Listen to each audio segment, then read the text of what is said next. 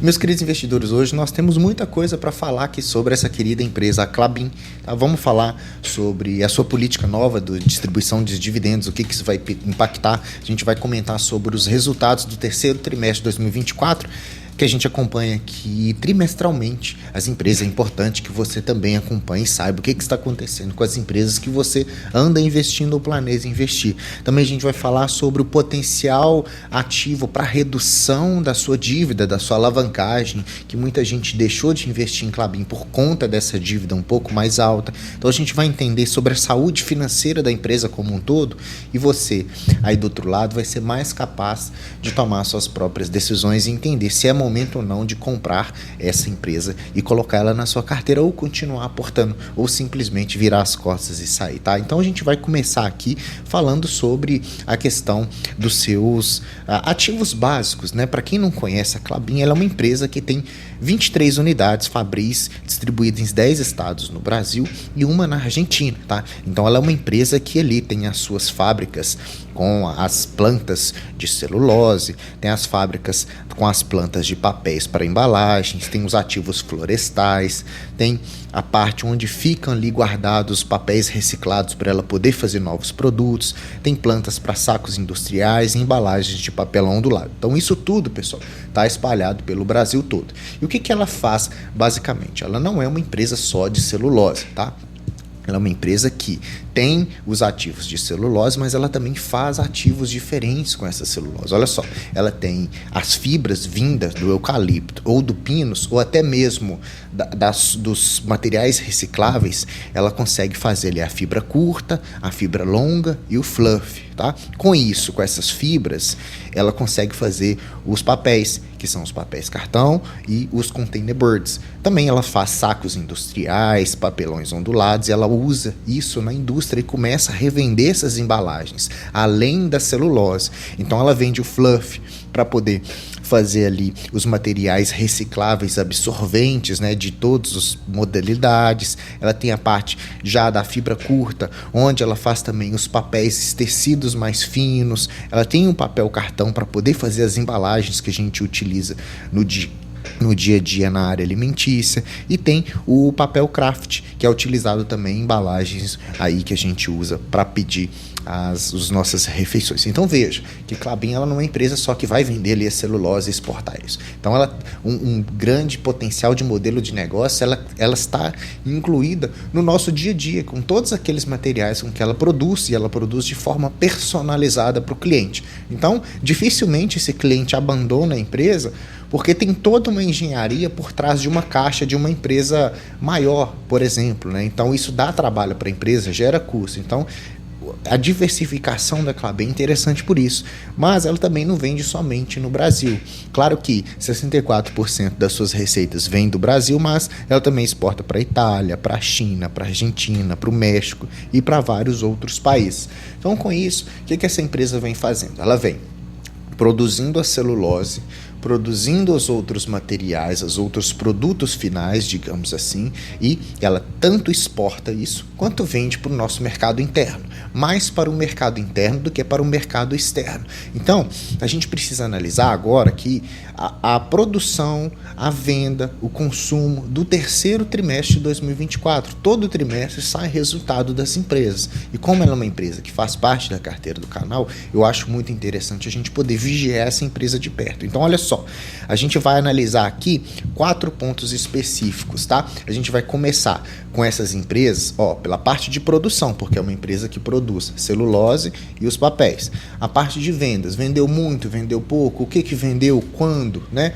E as suas receitas, afinal ela vendeu, gerou a sua receita, e com isso a gente vai ver o que? Depois da receita, a parte dos seus lucros. Então a gente consegue fechar esse quadro importante da saúde financeira desse trimestre e ver o impacto disso nos nossos investimentos. Então aqui eu já destaquei para a gente, pessoal, a parte da produção, o seguinte: nós observamos o quê? Uma diminuição na produção de celulose em 24%, mas nós notamos um aumento nos papéis de 10%, aumento mais pelo papel cartão em 22%, e também ali os container boards aumentando um pouquinho, apenas 4%. Com isso, mesmo assim, nós tivemos um decréscimo nessa questão da produção, tá? Isso é reflexo de algumas paradas de manutenção que a empresa veio fazendo para poder manter os ativos fixos da empresa, os maquinários sempre funcionantes. Então, vai ser um pouquinho ondulatório mesmo essa questão da produção, tá? E olha só, com isso, ela tem um volume de vendas. Então, ela produziu todos esses materiais, o quê? Ela produziu ali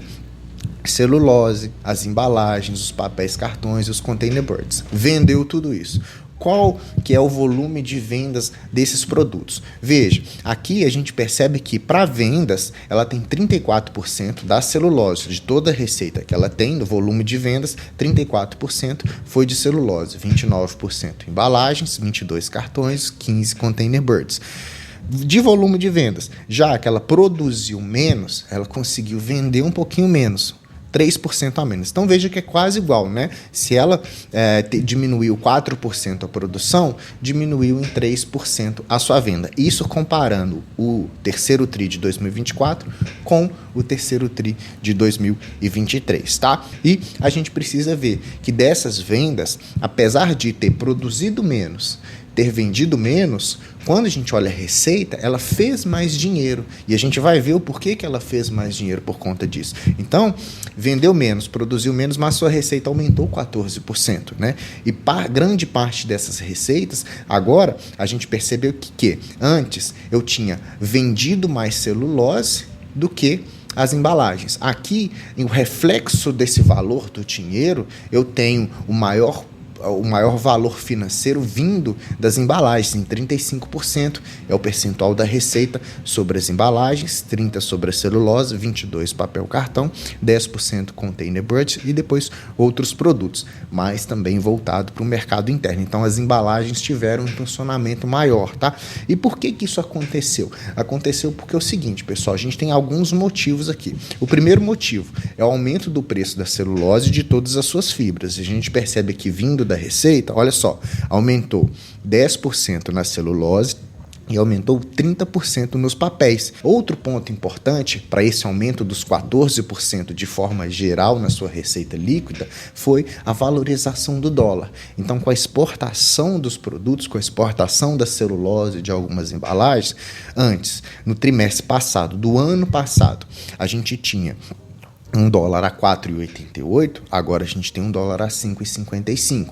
Então isso fez o quê? Fez com que mesmo com que produzisse menos, vendesse menos, o valor do produto que foi vendido custou mais caro.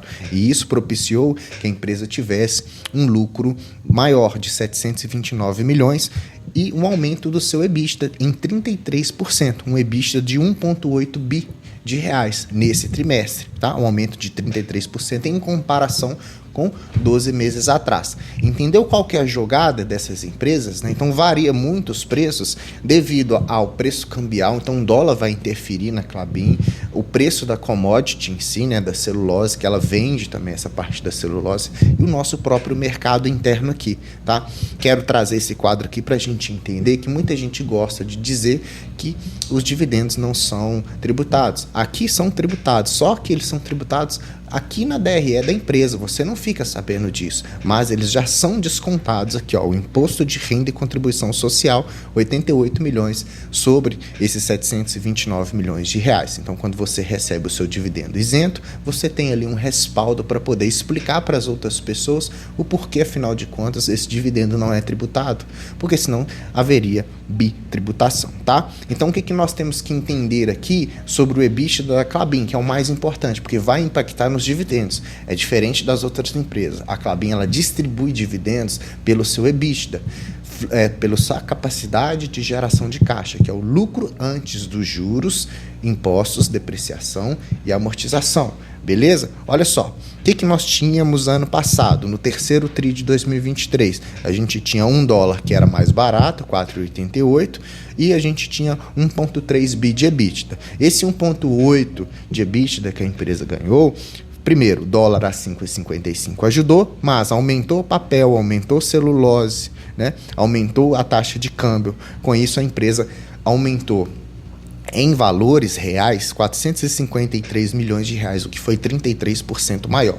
É importante entender sobre o EBITDA porque vai refletir nos dividendos. Falando nisso, ela vai fazer uma nova distribuição de juros sobre capital próprio, que é um jeito ali de remunerar os acionistas também, em 425 milhões. Isso vai dar, por ação, se você tem Klabin 3 ou 4, 7 centavos, sem descontar o imposto de renda ainda, porque os JCPs, eles são tributados em 15%, tá? Então aqui ainda não tem esse desconto.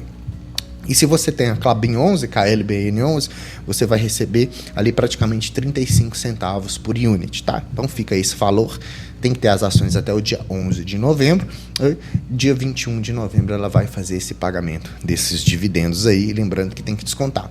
Quando a gente olha então em termos de dividendos, a gente percebe que hoje ela custando 4,38, ela está com um yield um pouquinho mais baixo, 4,4, que é o yield dos últimos 12 meses, porque ela vem diminuindo um pouquinho a distribuição dos seus dividendos. Veja, ela começou em 2021 com 7 centavos, depois teve um lucro absurdo com 30 centavos de distribuição, depois 27 e agora esse ano em 16 centavos. Calculando a média desses 4 anos por 6% de décimo Bazin, que é um dividendo saudável para ter numa carteira de investimentos, a gente teria ali um preço médio mais ou menos justo, com uma margem boa, de 3,50. Hoje com 4,38, pode ser que a empresa está um pouquinho mais cara, tá?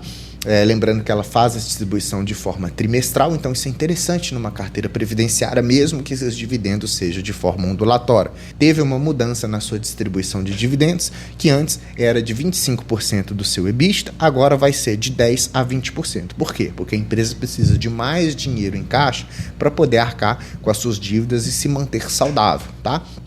Então é o seguinte, essa questão das suas dívidas que a gente tem que analisar, ela tinha um caixa antes de 12,9 bi e ela teve que pagar um projeto, que é o projeto Caetê, 6,3 bi com o pagamento do projeto Caetê, que foi o quê? Foi a aquisição de ativos florestais para a Klabin ficar mais independente.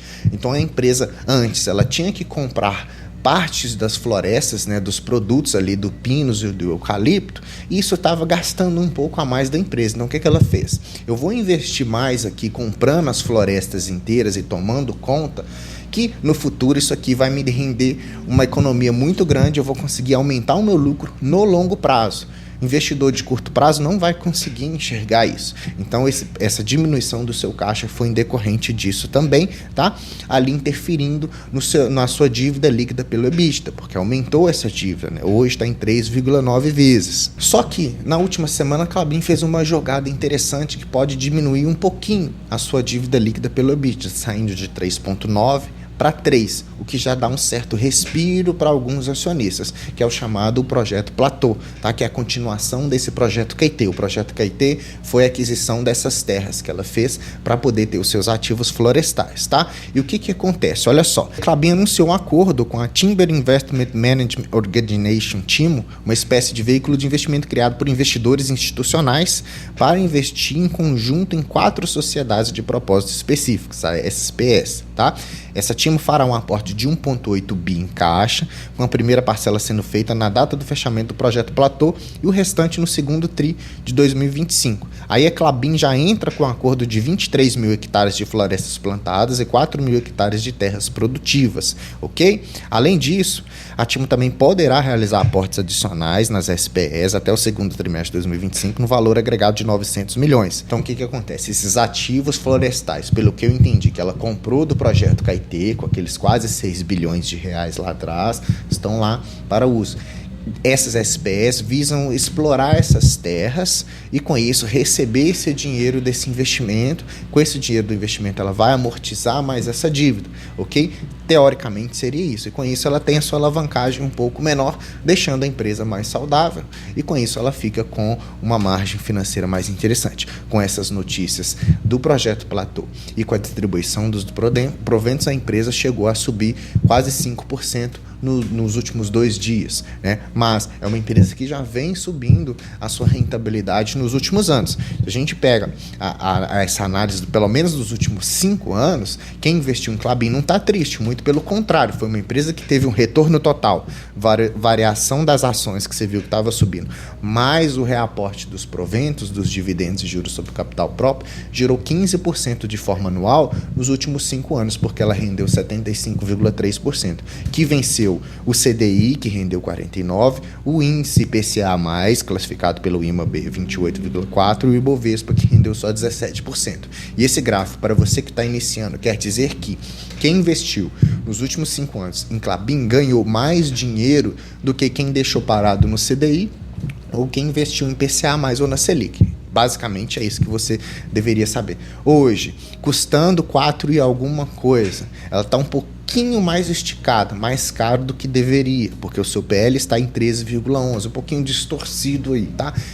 Tá com uma margem muito apertada, beleza? Então, você investindo em Klabin, claro que não é recomendação de investir, vai estar perdendo dinheiro? Provavelmente não, para quem investe no longuíssimo prazo, né? Porque isso vai se corrigindo ao passar do tempo. Mas existem talvez algumas outras oportunidades que estão com valor menor, mas se é uma empresa que você gosta do negócio, gosta da tese, gosta da política de dividendos trimestral, eu não vejo grande problema sim, tá? Claro que eu não sou analista para poder falar isso ainda, tá?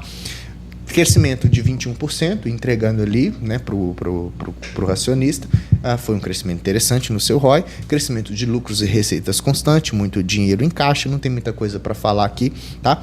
É uma empresa que hoje ela vale 27 bilhões no valor de mercado, e a liquidez dela, ou seja, comprar e vender as ações é muito fácil, porque a liquidez está em 6 milhões por dia, beleza? Então, o que você deveria saber de Klabin é isso, é uma empresa que faz, através dos seus ativos biológicos, das florestas, ela faz a celulose e as fibras. Com isso, ela vende a celulose, mas vende também os produtos finais, que são as caixas, as embalagens, os sacos, os container boards. Com isso, ela vem gerando renda e receita, reinvestindo na própria empresa, comprando mais ativos biológicos, endividou um pouquinho, fez uma outra jogada para diminuir a alavancagem. Com isso, ela vem ali de forma saudável há vários anos, ali, século, na verdade, tendo essa boa rentabilidade, entregando dividendos de forma trimestral. Isso que você deveria saber sobre Klabin, tá? E aqui ficou o vídeo. Se você gostou, deixa like para mim, se inscreva no canal se você não é inscrito.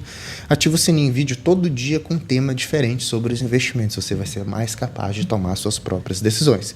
E, inclusive, faz uma decisão. Clique no botão Seja Membro, aí ajude o canal a crescer, ajude a gente a poder fazer mais conteúdos, eu me doar mais aqui para fazer vídeos cada vez melhores.